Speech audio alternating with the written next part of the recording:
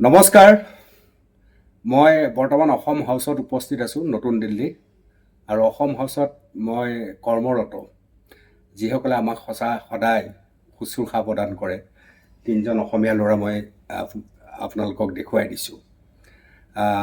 অসম হাউচত মন্ত্ৰী থাকে, বিধায়ক থাকে, সাংসদ থাকে আৰু বহুত মানুহ থাকে আৰু এখেতসকলে অসমীয়া মানুহখিনিক পালে অকণমান বেছি আপোন অনুভৱ কৰে নিশ্চয়। অকণমান তাকে কথা পাতিবলৈ লৈছোঁ। তোমাৰ নামটো কোৱাচোন। প্ৰিয়নাথ দলে। নমস্কাৰ, প্ৰিয়নাথ দলে মোৰ নাম। প্ৰিয়নাথ দলে ঘৰ ক'ত? মোৰ লখিমপুৰ ঢকুৱাখানা আছে। এয়া প্ৰিয়নাথ হৈছে ঢকুৱাখানাৰ। নমস্কাৰ, মোৰ নাম শ্ৰী বিপ্লৱ শইকীয়া। বিপ্লৱ ক'ৰ? লখিমপুৰ পানীগাঁও। লখিমপুৰতে এজন লখিমপুৰ আৰু বিপ্লৱ আৰু প্ৰিয়নাথ হৈছে ঢকুৱাখানা। তুমি? নমস্কাৰ, মোৰ নাম বাদল দাস, মই বৰপেটাৰ পৰা। বাদল দাস আহিছে বৰপেটাৰ পৰা। আপোনালোকে কোনোবাই চাগে ইয়ালৈ আহিলে এওঁলোকক চাগে দেখাও পায়, লগ পায়। আমাৰ যিসকল নতুন দিল্লীৰ সাংবাদিক বন্ধু আছে আটাইবিলাক তোমালোকৰ চাগে খুব চিনাকি ন গোটেইবিলাকৰ। তুমি কেতিয়া কৰিলা কোৱাচোন, অকণমান মনৰ কথাখিনি কোৱা। কেতিয়া আহিলা তুমি ইয়ালৈ? 2019 চনতে ইয়াত অসম হাউচত নতুনকৈ অপেনিং হৈছিলে, তেতিয়াই জইনিং কৰিছিলোঁ। 2019 আৰম্ভ। তাৰ আগত ক'ত আছিলা তুমি? মই গাঁৱতে আছিলোঁ তেতিয়া। গাঁৱতে? হয়। তাত কোন আছে ঢকুৱাখানাত? মোৰ মাতমৰা মথাউৰি। মাতমৰা মথাউৰি ওচৰতে। কোন আছে ঘৰত? এতিয়া মা আছে, দেউতাটো ঢুকালে, মোৰ ফেমিলি আছে আৰু ভাই। ফেমিলি তাত থাকে নে ইয়াত আনিছা? তাতে থাকা। কেতিয়া যোৱা তুমি? মই বছৰেকৰ মূৰত যাওঁ। বছৰেকৰ মূৰত। কোন ল'ৰা ছোৱালী আছে নে? ল'ৰা এটা আছে। সি কিমান ডাঙৰ হ'ল? 3 বছৰমান হৈছে এতিয়া। এইটো ভৱনত কাম কৰাৰ মজাটো ক'ত অকণমান কোৱাচোন। মজাটোতো বহুতেই ভাল আছে বুলি ক'ব লাগিব। নানা ৰকমৰ মানুহ ইয়াত লগ পায়, এনেকে ভাল বেয়া কথাও ক'ব পাৰে, শিকিব পাৰে আৰু এনেকুৱা আৰু তোমালোকে যিমান মানে মিনিষ্টাৰ লগ পোৱা, সাংসদ লগ পোৱা, আটাইবিলাকৰ শুশ্ৰূষা কৰোঁতে চাগে অকণমান ওচৰ সম্পৰ্কও হয় ন? হয়নে? এই দিয়াচোন, লখিমপুৰৰ ক'ত বুলি ক'লা ভাইটি? লখিমপুৰ পানীগাঁও। পানীগাঁও। কোৱা, কেতিয়া আহিলা ইয়ালৈ তুমি? মই 2021 চনত জইনিং কৰিছোঁ। 2021, ইয়াতকৈ 2 বছৰ পিছত। কোন আছে তোমাৰ তাত? মোৰ ঘৰত আছে, মা আছে আৰু মোৰ মিছেছ আছে আৰু ছোৱালী এজনী। তোমাৰ? মই বিয়া কৰিলোঁ। তোমাৰ ছোৱালী এজনী আছে? কিমান ডাঙৰ? 3 বছৰ হৈছে। 3 বছৰ হৈছে। ঘৰলৈ যোৱাটো অলপ কম হয় চাগে? কম হয়, 6 মাহৰ মূৰত, 7 মাহৰ মূৰত এনেকৈ। 7 মাহৰ মূৰত। ইয়াত কাম কৰি কি অভিজ্ঞতা হৈছে? কাম কৰি অভিজ্ঞতা ভালেই হৈছে ছাৰ। আমি যিখিনি মানুহ অসমত অকল টিভি চাই আছিলোঁ, সেইখিনি ডাইৰেক্ট ইয়াত লগ পাইছোঁ। উদাহৰণে দিছা আৰু মন্ত্ৰী বিধায়কসকল বিভিন্ন CM ছাৰকো লগ পাওঁ। মুখ্যমন্ত্ৰীয়ে কথা পাতে তোমালোকৰ কেনেকুৱা ধৰণৰ কথা পাতে? ছাৰক খানা অৰ্ডাৰ ল'বলৈ ময়ে যাওঁ। এতিয়া অৰ্ডাৰ ল'ব যাওঁতে মানে কথা পতা হয়। কি খাই ভাল পায় মুখ্যমন্ত্ৰীয়ে বিশেষকৈ? ছাৰে বেছি ভাল পায় পাভ মাছ। মাছৰ টেঙাটো ভাল পায়। আৰু বাকী সৰু মাছটো খায় সৰিয়হৰ লগত। তোমালোকেতো খুব আটম তৰকাৰীকে বনোৱা আৰু ভালকে বনাওঁ। আমাৰ বৰপেটাক দিয়াচোন অকণমান তেওঁৰ কথাও শুনো। কোৱা, তুমি কেতিয়া জইন কৰিলা? মই ছাৰ 2011। 2011। ইয়াত কিয় আগত অসম ভৱনত আছিলে? অসম ভৱনৰ পৰাই ইয়ালৈ গুচি আহিলা। তোমাৰতো বহুত দীঘলীয়া অভিজ্ঞতা। 2011 মানে তুমি সেই সময়ৰ মুখ্যমন্ত্ৰী? মই 2009তে আহিছিলোঁ। 2009। কোৱাচোন, অলপ বিৰল অভিজ্ঞতা দেখোন তোমাৰ। তো এনেকৈ মই প্ৰথমতে ৰেষ্টুৰেণ্ট আমাৰ ভিনদেউ এজনে আনিছিলে আমাৰ, তাত অলপ লাগি দিলোঁ, লগতে অলপ অফিচাৰৰ লগতো কানেক্ট হ'লোঁ। তেনেকৈ হৈ মানে 2011 আমাৰ ইয়াৰ পৰাই এপইণ্টমেণ্ট দিছে ভানু ছাৰ।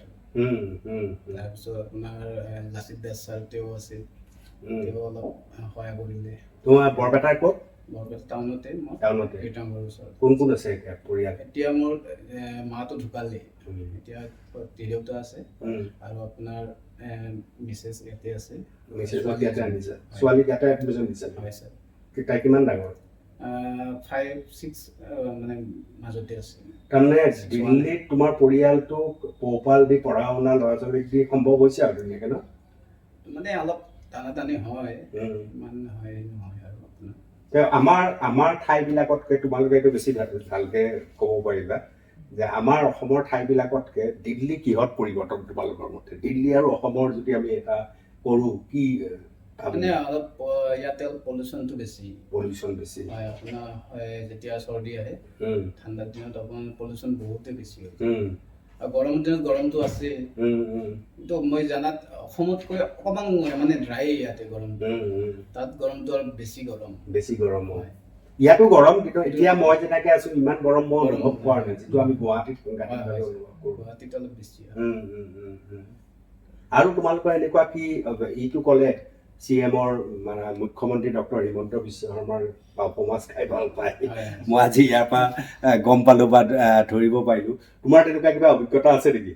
তেনেকেতো মই বাৰু বৰ চিধা ল'ৰা দেই, মই অহাৰ পৰা আজি 3 দিন ধৰি ইহঁতৰ লগত কথা পাতি আছো গোটেইকেইটাৰ লগত, একদম নিজৰ আপোন লাগিছে, নিজৰ ঘৰৰ মানুহ যেন লাগিছে।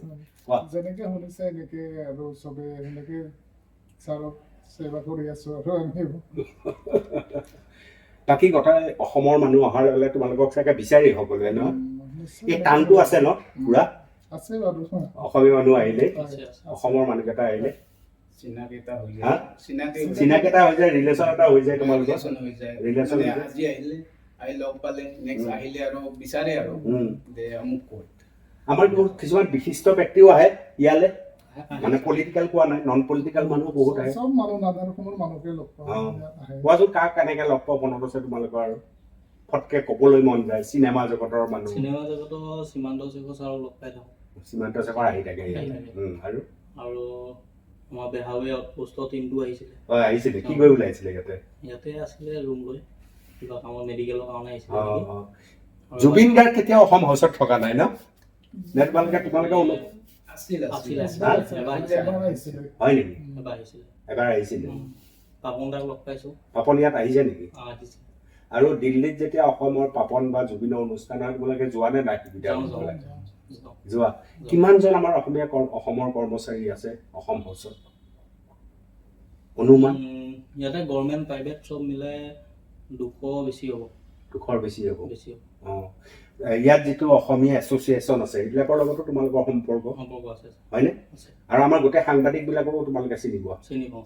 ইহঁতো আহিয়ে থাকে ন? হা? আহি থাকে। গতিকে বৰ বেছি দূৰত থকা যেন অনুভৱ নহয়। অৱশ্যে নহয়। ঘৰলৈ যাবলৈনো কাৰ মন নাযায়, স্বাভাৱিক কথা। কিন্তু মই অহাৰ পৰা তোমালোকৰ যিটো আতিথ্য একদম মোক আপ্লুত কৰিছে।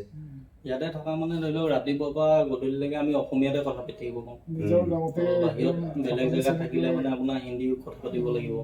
সেইটো কাৰণে অসমত থকা নিচিনা লাগে আৰু ইয়াত। কিন্তু মোক তোমালোকে হিন্দীটো পাক্কৈ, হিন্দী মানুহ অলপ কম থাকে, হিন্দী হ'লে মানুহ কম থাকে চাগে অসমৰ। এইটো বহুত কম আছে। ডাঙৰ অফিচাৰ কেইটা মানে IAS কিবা কিবি এনেকে ডাঙৰ কিবা কেইটা মানে